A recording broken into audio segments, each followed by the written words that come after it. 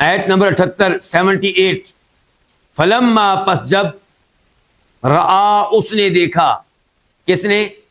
ابراہیم علیہ السلام نے، الشمسا سورج کو، بازغتن چمکتا ہوا، پیچھے کیا آیا تھا؟ بازغن، اب کیا ہے؟ بازغتن، کیوں؟ کیونکہ القمر ہے عربی میں مذکر اور الشمس عربی میں ہے مؤنث، تو وہاں پہ آیا بازغن، یہاں پہ کیا ہے؟ بازغتن۔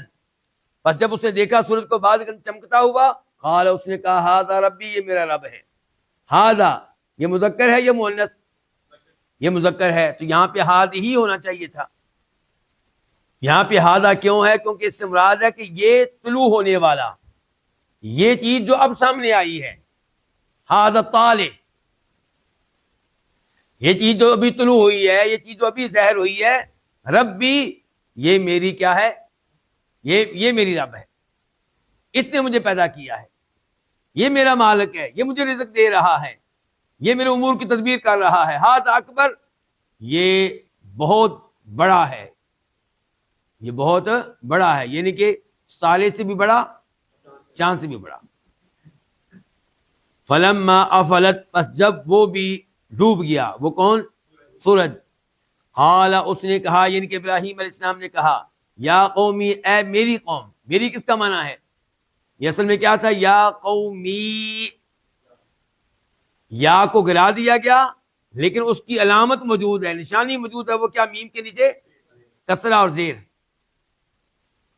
تو یہ زیر، یہ کسرہ بتا رہا ہے کہ یہاں پہ یا موجود ہے، تو میں نے کہا یا قومی، اے میری قوم، انی، بے شک میں، بری ہوں، لا تعلق ہوں، بیزار ہوں، مما، یہ سب میں کیا تھا؟ من اور ما، میں لا تعلق ہوں، مما، ان سے جن کو تم شریک کرتے ہو، یعنی کہ جن کو تم اللہ تعالیٰ کے ساتھ شریک کرتے ہو، میں ان سے بیزار ہوں، لا تعلق ہوں، میں انہیں رب نہیں مان سکتا، میں انہیں رب کا شریک نہیں بنا سکتا، میں انہیں سجدہ نہیں کر سکتا، میں ان کی کوئی بھی عبادت نہیں کر سکتا۔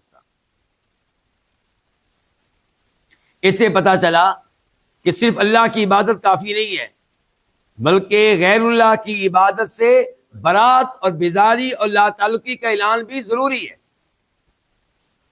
اگر کوئی کہتا ہے کہ دین اسلام بھی ٹھیک ہے اور نصرانیت، عیسائیت وہ بھی ٹھیک ہے، یہودیت بھی ٹھیک ہے، ہندو بھی ٹھیک ہے، سکھ بھی ٹھیک ہے، تو پھر یہ بندہ خود ٹھیک نہیں ہے،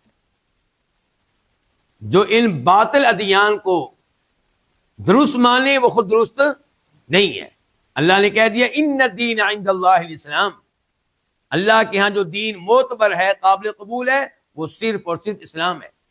ومن یبتغی غیر الاسلام دینا فلن یقبل منہ، جو دین اسلام کے علاوہ کوئی اور دین اپنائے، کسی اور دین کو طلب کرے، اس کے اوپر چلے، تو وہ دین اللہ تعالیٰ کے ہاں قابل قبول نہیں ہوگا۔